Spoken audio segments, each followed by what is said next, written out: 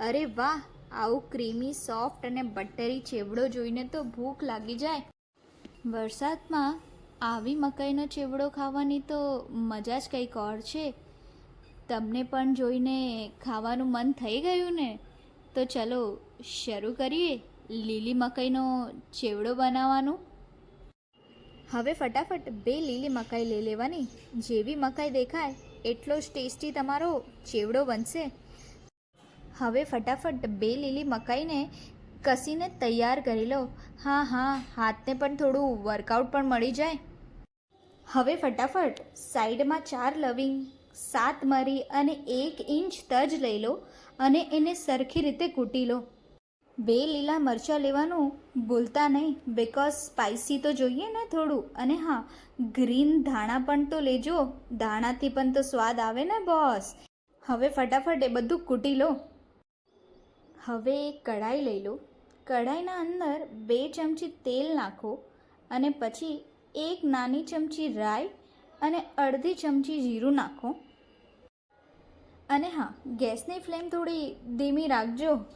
અને પછી થોડીસી હિંગ અને 4 to 7 કરી લીવ્સ નાખવાનું ભૂલતા નહીં. કઢી પત્તાથી તો સ્વાદ આવે બોસ. અને જેવો વઘાર આવશે એવા બાજુવાળા બી પૂછશે આજે શું બનાવ્યું છે.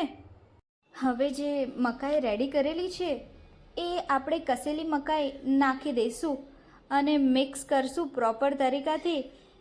મિક્સ કરતાં જ એટલી મસ્ત ખુશ્બુ આવે કે એમાં જ ખોઈ જવાનું મન થાય. અને હા, કન્ટિન્યુઅસલી સ્ટર કરતા રહેજો. હવે 1 કપ દૂધ નાખો ક્રીમી ટેક્સચર માટે, જેથી કરીને આપણો ચેવડો ખૂબ સોફ્ટ અને મસ્ત લાગે. અને હા, કન્ટિન્યુ સ્ટર કરતા રહેજો, નહીં તો પછી ચેવડો બળી જશે. પછી એને 5 મિનિટ ઢાંકીને કૂક કરો. હા, ત્યાં સુધી થોડું વોટ્સઅપ ચેક કરીને આવજો. પણ હા, જરાક ચેવડા તરફ બી તો જોઈ લેજો. હવે મસાલેદાર ટ્વિસ્ટ આવે છે. ઓલો કૂટેલો મસાલો હતો ને, હવે એ નાખી દો. હવે તમે મસાલો નાખ્યો છે તો એને પ્રોપર તરીકાથી મિક્સ બી કરી લો. બાય ધ વે, આ લીલી મકાઈનો ચેવડો છે તો આમાં સાકર બી તો આપણે એડ કરશું ને, એટલે આપણે 1 ચમચી સાકર નાખી દો. હવે બેલેન્સ કરવા માટે 1 ચમચી લીંબુનો રસ પણ નાખી દેજો. અને હા, મીઠું સ્વાદ અનુસાર નાખજો. હવે બધું પ્રોપર મિક્સ કરી દો. અને હા, લીંબુ ના હોય તો તમે લીંબુના ફૂલ પણ નાખી શકો છો. અહીંયા સરપ્રાઈઝ, 1 ટેબલ સ્પૂન પાવભાજી મસાલા એડ કરી દો, જેથી કરીને ટેસ્ટ બનશે એટલો ખતરનાક કે તમે બીજી વાર માંગશો. હવે આ બધો મસાલો મિક્સ કરી લઈશું અને 1 મિનિટ સુધી આપણે એને કૂક થવા દઈશું. પછી એમાં આપણે ક્રીમ નાખશું. 2 ટેબલ સ્પૂન ક્રીમ નાખો, યા તો પછી તમે તાજી મલાઈ પણ નાખી શકો છો, જેથી તમને એકદમ રેસ્ટોરન્ટ જેવું ટેક્સચર બની જશે અને ટેસ્ટ પણ એવો જ આવશે. અને હા, ધાણા નાખવાનું ભૂલતા નહીં.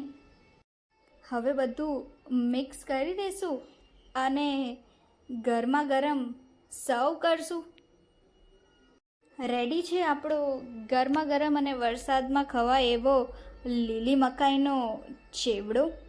સર્વ કરો આ ગરમા ગરમ ચેવડો અને ઉપરથી થોડી ફ્રેશ ક્રીમ, અને તમે સેવ બી નાખી શકો છો, જે ટેસ્ટમાં બહુ જ મજેદાર લાગે છે.